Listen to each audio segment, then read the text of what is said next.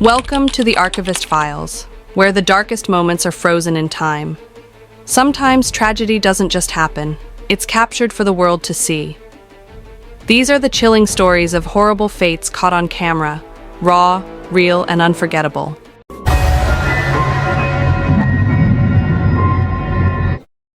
It was a calm June afternoon in Saône-et-Loire, a quiet region in eastern France. Birds filled the air, the streets were peaceful, and 60-year-old BERNARDET DELMOTT was tending to her compact Fiat 500 electric, parked neatly outside her home. She had spent part of the morning cleaning and adjusting small details inside, something she did often. There was no sign of trouble, nothing unusual about the scene. She had finished for the day and was about to step inside when she noticed something small but nagging. The handbrake hadn't been pulled. A harmless oversight, the kind of thing that takes just a second to fix. Instead of reopening the door, BERNARDET leaned through the open window, reaching in to tug the lever. It was a motion she'd done countless times before, but as she leaned her weight forward, the car began to move backward. On a mild slope, gravity took over. The vehicle started to roll slowly, almost unnoticeably at first. Startled, she tried to stop it, balancing herself awkwardly between standing outside and leaning inside. In the confusion, her hand brushed against a nearby switch on the driver's door, the button controlling the automatic window. Within seconds, the glass began to rise. It pressed against her neck before she could pull back. The mechanism, designed for convenience, didn't sense the danger quickly enough. The car kept drifting, and the window tightened around her throat. Her weight and position made it impossible to pull free. The quiet street masked the struggle. There were no screams, no loud crash, only the faint hum of an electric motor and the soft sound of movement stopping. Minutes later, neighbors noticed something wrong. The small car had come to rest against a low barrier, engine still humming. BERNARDET was motionless, pinned by the very feature meant to offer comfort and modernity. Paramedics arrived swiftly, but there was nothing to be done. The cause was asphyxiation, a tragic result of a mechanical function meeting a momentary lapse in movement and balance. When authorities investigated, there was no evidence of foul play or malfunction. Everything had worked exactly as designed.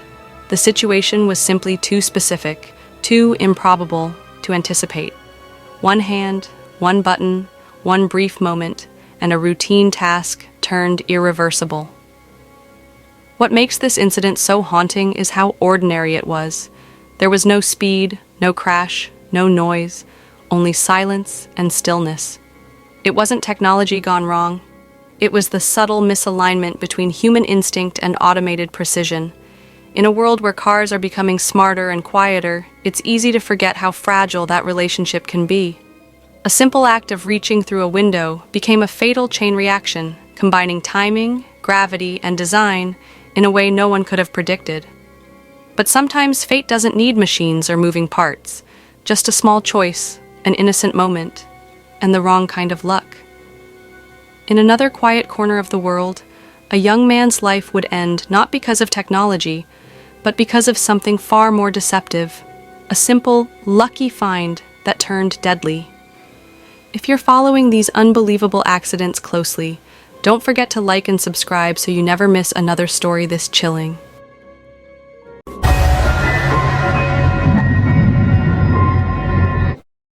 It was an ordinary spring morning in Laughlin, Nevada. The desert air was warm, the casino lights still faintly glowing from the night before. 25-year-old Michael LORDSON was at work at the Riverside Casino and Resort, doing what he always did, keeping the floors clean, chatting with co-workers, and sending cheerful messages to his girlfriend during his break.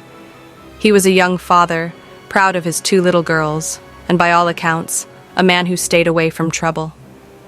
That morning, something small caught his eye on the ground, a pre-rolled joint left behind by someone. It looked harmless, just a little piece of luck in a long workday. Smiling, he sent a text to his girlfriend.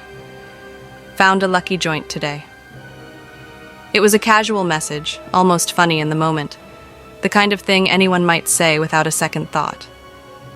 Minutes later, everything changed. While sweeping near the casino entrance, Michael suddenly collapsed. Co-workers rushed to help, thinking he had fainted or suffered heat exhaustion. But he didn't wake up. Paramedics arrived quickly, but despite their efforts, he was pronounced dead shortly after. The shock rippled through the staff. No one could understand how a healthy, energetic man could just drop to the ground out of nowhere. When the autopsy results came back, the answer was devastating. The cause of death was fentanyl poisoning, an exposure so strong that it shut down his body almost instantly. What he thought was an innocent joint had, in reality, been laced with one of the deadliest synthetic opioids known today. Michael's grandmother, who raised him, couldn't believe it. He wasn't a drug user, she insisted. He occasionally smoked marijuana, legally, but he hated alcohol and stayed away from anything harder. He was just doing his job, and one careless moment, one tiny mistake, cost him his life. In the days that followed, grief turned to disbelief, and disbelief to warning. His family began speaking out, urging people to think twice before touching or picking up anything they find on the street. That single lucky find became a symbol of how unpredictable and dangerous the world's drug crisis has become, where even something that looks harmless can hide a silent killer. Authorities still aren't certain how the fentanyl entered his system, whether he inhaled it, smoked it, or even absorbed it through contact. But one fact remains clear. A young father, full of life and plans for the future, was gone in seconds because of a substance a few grains too strong for the human body to handle.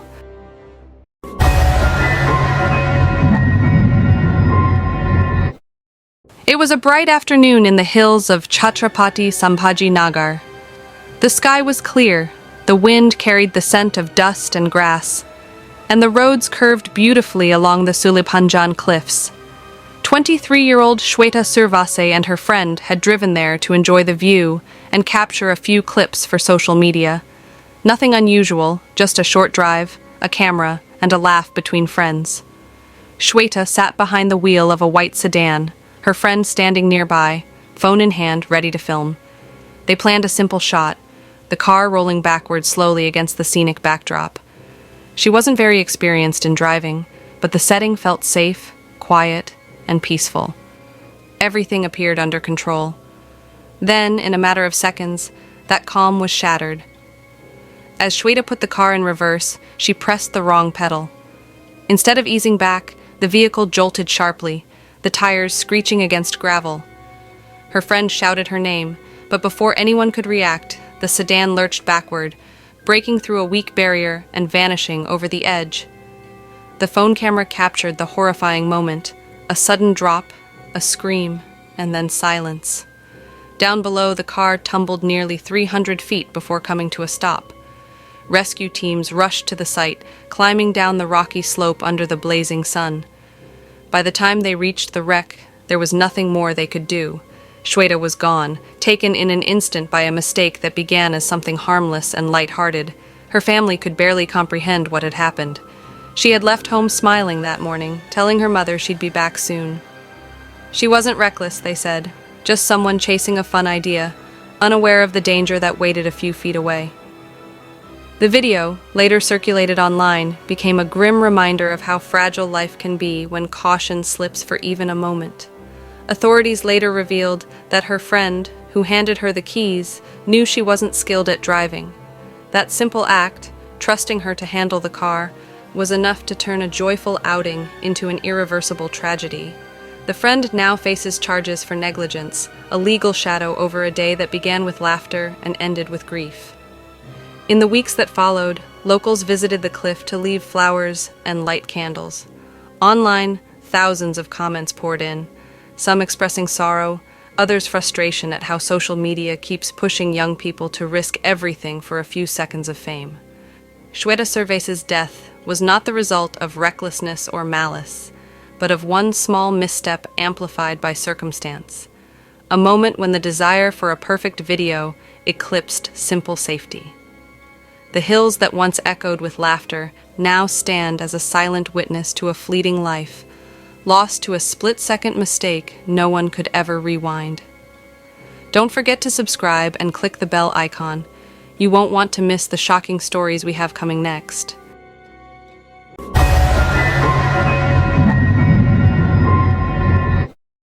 It was a warm October afternoon in Balabgarh, a city in India's Haryana state.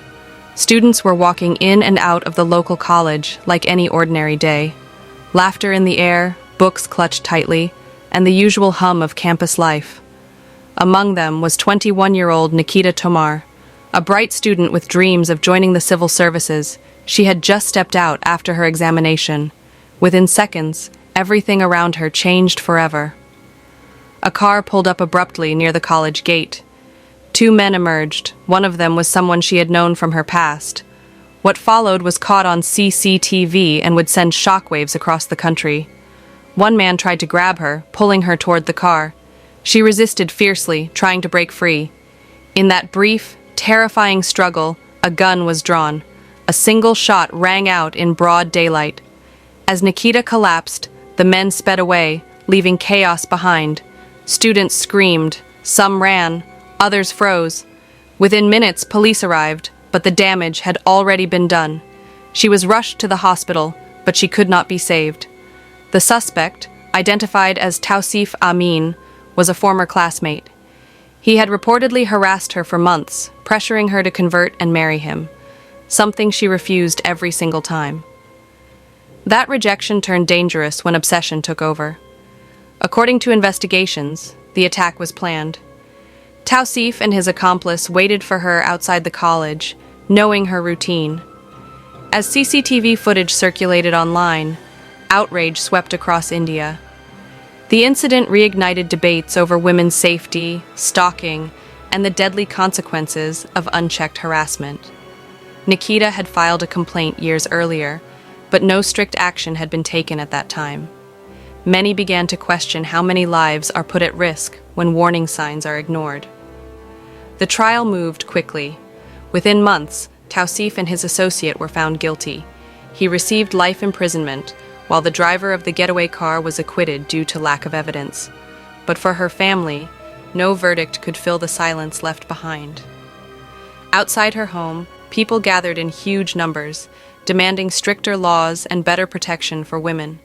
Her name became a rallying cry, echoing through newsrooms, streets, and courtrooms. What made this case even more chilling was the brazenness, carried out in front of a college in daylight, with cameras capturing every second. Her father described her as fearless, ambitious, and determined to make something of her life. She was weeks away from an important exam. Instead, her face was now on every screen in the nation, not for her achievements, but because of a senseless act of violence. Today, that footage stands as a haunting reminder of how quickly dreams can be destroyed. A walk out of college should have meant the start of another day. For Nikita Tomar, it became her last. But this wouldn't be the last time a horrifying moment was captured in real time. What happened next didn't just shake a country, it played out live, on millions of screens, leaving an entire nation frozen in shock. If you're following these tragedies closely, hit the like button and subscribe to join us as we uncover more shocking truths.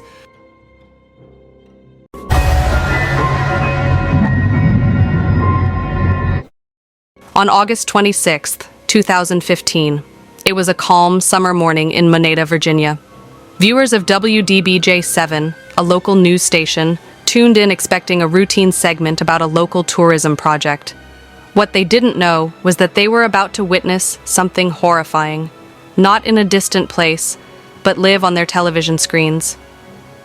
Reporter Allison Parker and cameraman Adam Ward were experienced professionals. Both were loved in the newsroom, known for their enthusiasm and warmth.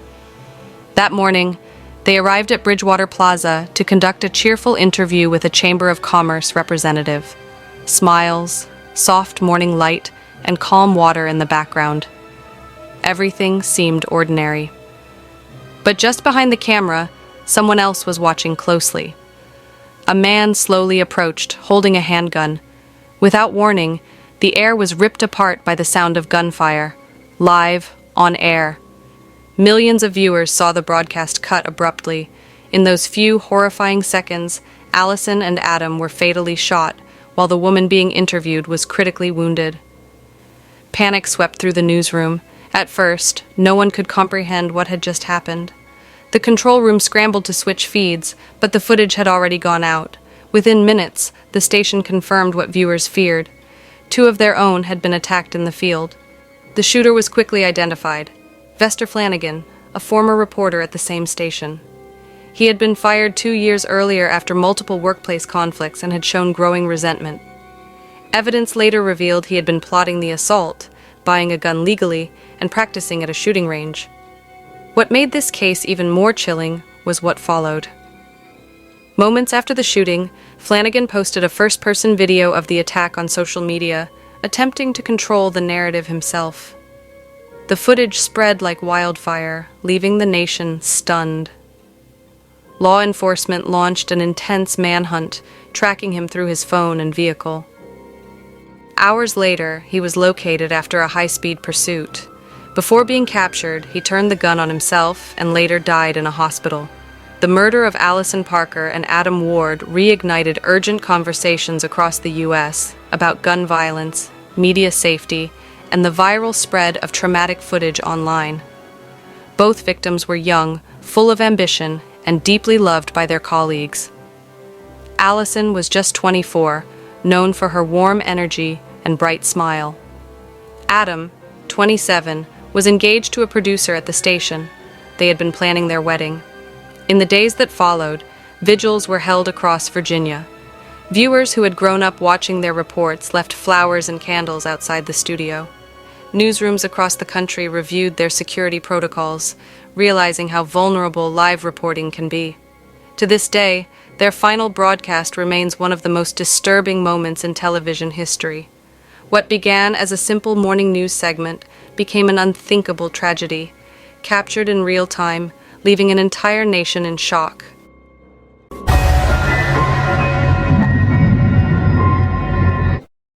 On October 16, 2011, the sun blazed over the Las Vegas Motor Speedway as tens of thousands of fans filled the stands.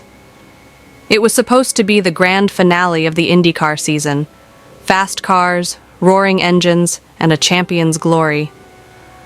Among the drivers was Dan Wheldon, a 2-time Indianapolis 500 winner. Known for his sharp focus and fearless racing style, Wheldon wasn't just competing that day. He was chasing a dream comeback. The race carried extra weight. Wheldon had a chance to win a massive bonus if he could climb from the back of the grid to first place. That meant starting in 34th position, surrounded by a dense pack of high-speed machines. The track was short, the speeds dangerously high, and the field larger than usual. Drivers had expressed concern before the green flag dropped. The margin for error was razor thin. When the race began, the cars surged forward like a single, roaring beast. Within seconds, they were exceeding 220 miles per hour, inches apart. For the first 10 laps, everything seemed under control. Then came lap 11. A chain reaction began mid-pack.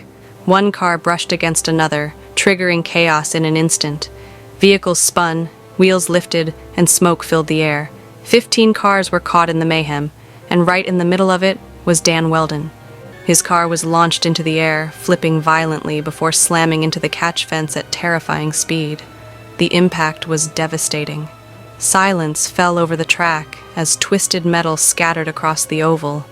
The race was immediately red-flagged. Emergency crews rushed in, surrounding Wheldon's vehicle. Many drivers stepped out of their cars, visibly shaken.